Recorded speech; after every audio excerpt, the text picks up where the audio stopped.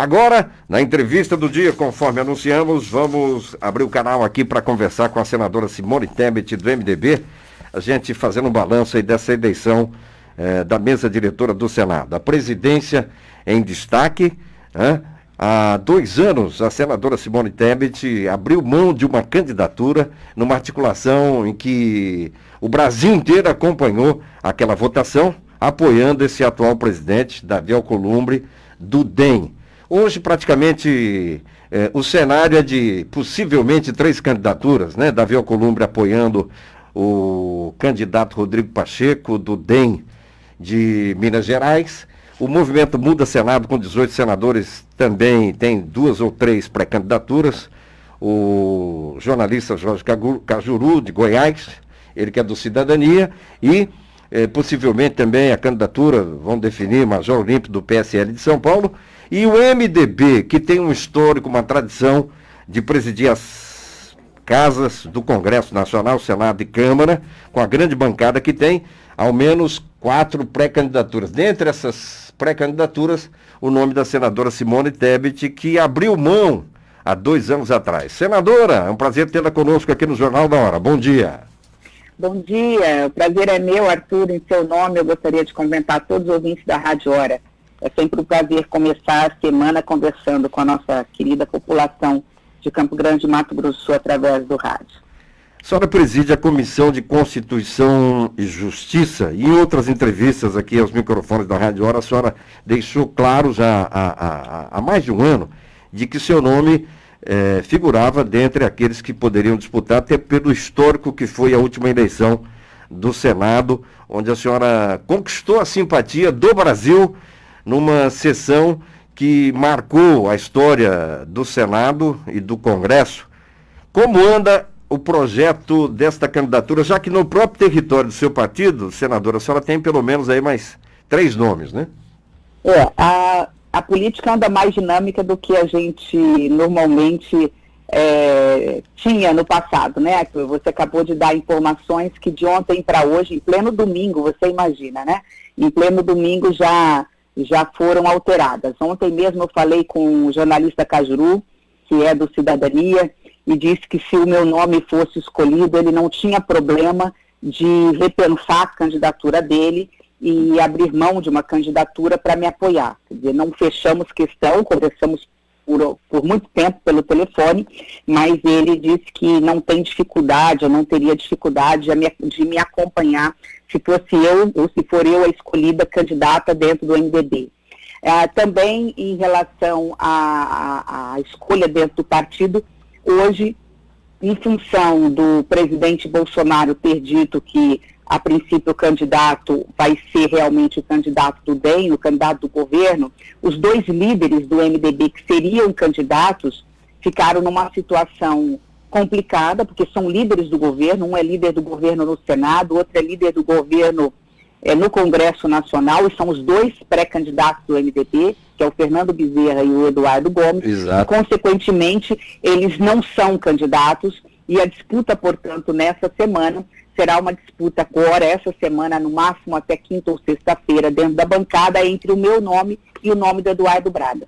Com isso, eu quero dizer que, vamos dizer assim, alguns obstáculos já foram transpostos, a gente já conseguiu ultrapassar alguns obstáculos, e agora, realmente, a nossa candidatura depende de uma decisão interna do MDB entre o meu nome e o nome do senador Eduardo Braga. A partir daí, o jogo zera, nós começamos uma nova partida e acredito que, se for eu a escolhida, temos condições de ter apenas 2 candidatos. No caso, o meu nome e o nome do senador do DEM, Rodrigo Pacheco. Muito bem, é o que a senhora disse, né?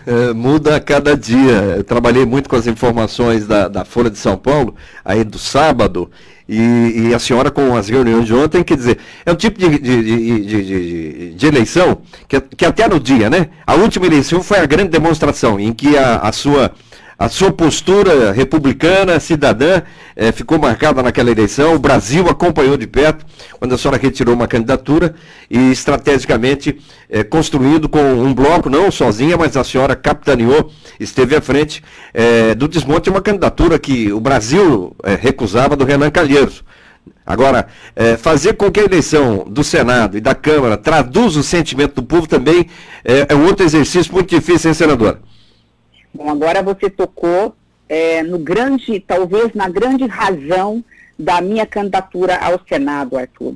Ninguém é candidato a si mesmo. Quando eu fui candidata lá atrás é porque eu entendia que a população rejeitava naquele momento o nome de Renan Calheiros. Nós não estaríamos traduzindo o sentimento das ruas, o sentimento da população, escolhendo o Renan Calheiros para a presidência do Senado. Então eu fui candidata em defesa de um projeto. E o projeto maior é exatamente esse que você falou.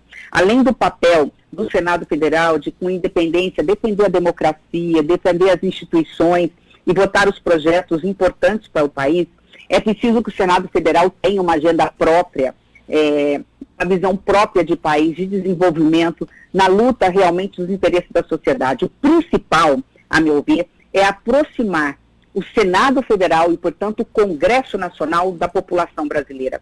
É muito comum numa eleição, Arthur, que é uma eleição cumprida, um cidadão saber exatamente para quem vai votar para presidente da República, qual é o seu candidato para governo, qual é o seu candidato para deputado estadual e até mesmo para deputado federal, e deixar como última escolha o candidato ao Senado. Por quê? Porque ele não entende muito qual é o papel do Senado Federal. E isso não é culpa da população, isso é culpa do Senado Federal, que já vem de agora, já de um tempo, não dialoga com a sociedade, não vai ao encontro das pessoas, não vai ouvir o que a população brasileira quer e, a partir daí, tomar as suas decisões.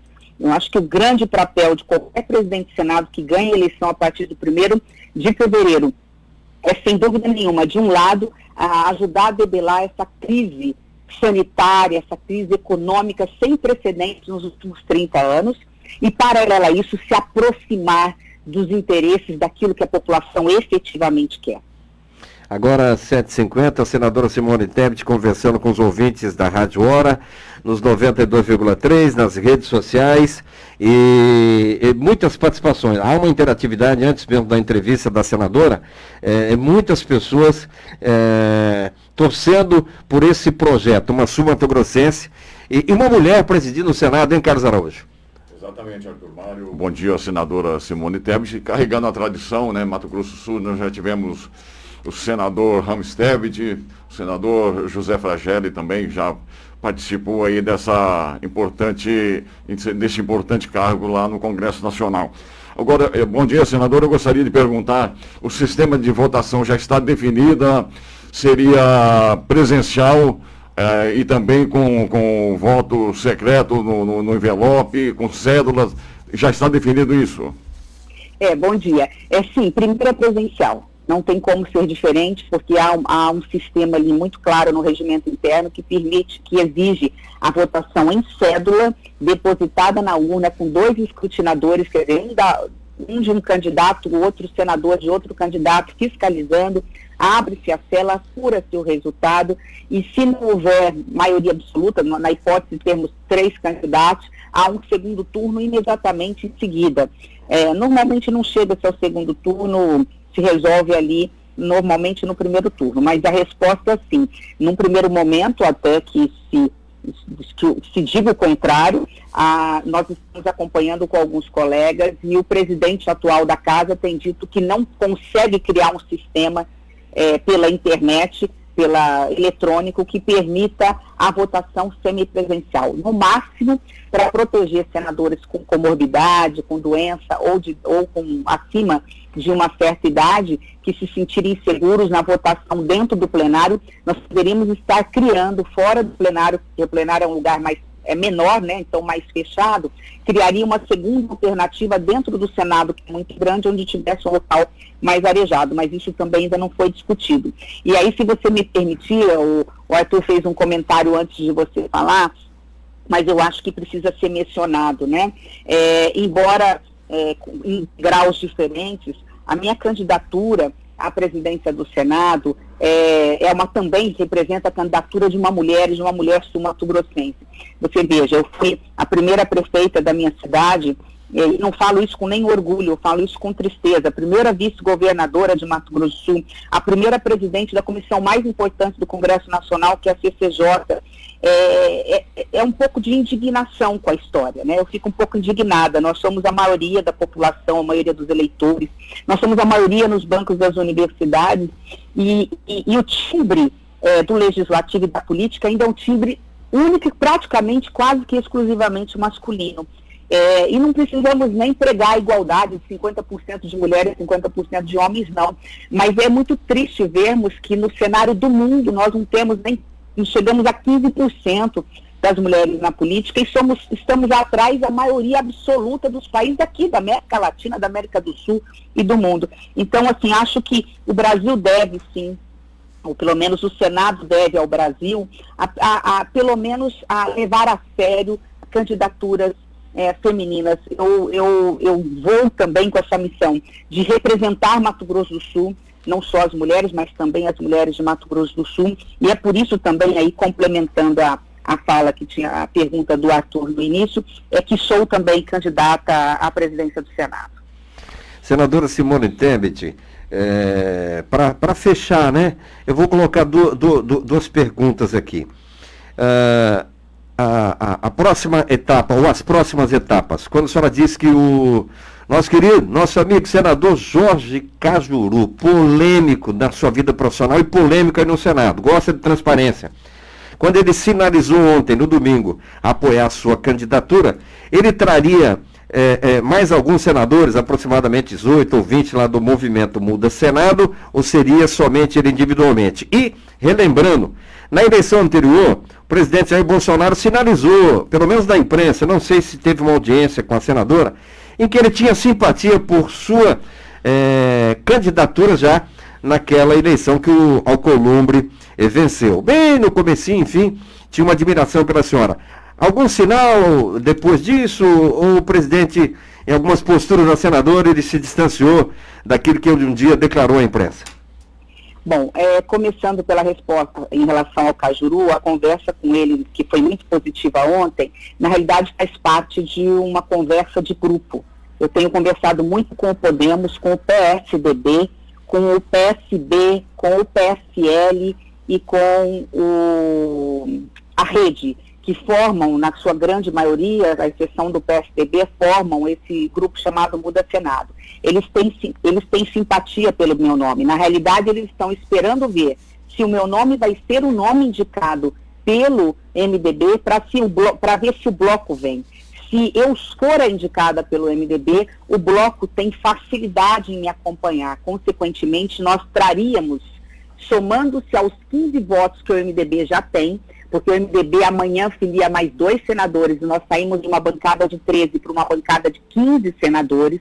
Então, somando os 15 votos que nós já temos dentro da bancada, porque quem ganhar dentro da bancada leva todos os votos, esse é o acordo feito, nós já traríamos mais ou menos uns 20 votos, porque o Podemos nos acompanharia, o Podemos hoje é a terceira maior bancada, o PSDB nos acompanharia, acabei de falar ontem, inclusive, com o líder Isalci, que vai assumir agora a liderança, e tem uma conversa amanhã com o atual líder Roberto Rocha. Então, assim, a sinalização do Cajuru já é uma sinalização coletiva, de que se eu for a escolhida é mais fácil acompanhar o MDB. Não significa que não acompanharão o MDB se for outro candidato, mas fica mais fácil. Em relação à pergunta, em relação à questão do presidente Bolsonaro, é importante a gente não esquecer que o Davi construiu uma relação muito próxima com o presidente, consequentemente o bem. Por isso a escolha do presidente, a princípio, pelo nome de Rodrigo Pacheco. Mas nada que não possa ser novamente discutido e conversado quando o MDB escolher o nome como candidato a presidente. Não vejo nenhum veto do presidente da República em relação a nenhum nome do MDB. É que o MDB ainda não tem o candidato, e o DEM tem, e o presidente tem simpatia também pelo candidato do DEM. Então, não vejo, na política é isso, nós estamos construindo um tijolo a cada dia para se erguer um castelo. A política é a arte do diálogo, e o jogo, como eu falei, o jogo vai começar mesmo nessa semana, quando o MDB escolher a sua ou o seu candidato à presidência do Senado. Muito bem, notícias importantes aí da articulação dessa eleição do Senado com a senadora Simone Tebet do MDB. Nosso ouvinte com as quentes do dia logo cedinho e vai avançando, portanto, fica aqui a nossa torcida, claro, pela senadora do nosso estado. Muito obrigado, senadora Simone Tebet, uma ótima semana aí, que avance essa articulação aí. Me permite apenas à vontade aqui um registro. Eu gostaria só de me solidarizar com todas as famílias hoje enlutadas, que estão passando pela dor da perda dos seus entes queridos por conta do coronavírus, e aquelas que estão com seus familiares nos hospitais, dentro de casa.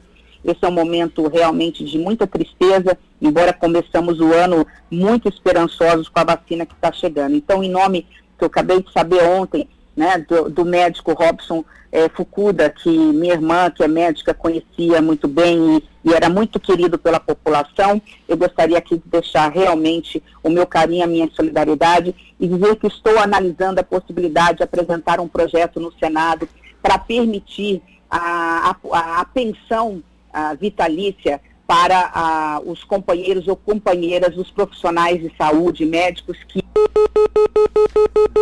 Olha só, no finalzinho da entrevista, acabou caindo, né? Vamos agradecer a senadora Simone Tebet, finalzinho do programa, e ela já apresentando esse furo possível aí, né? Para a pensão vitalícia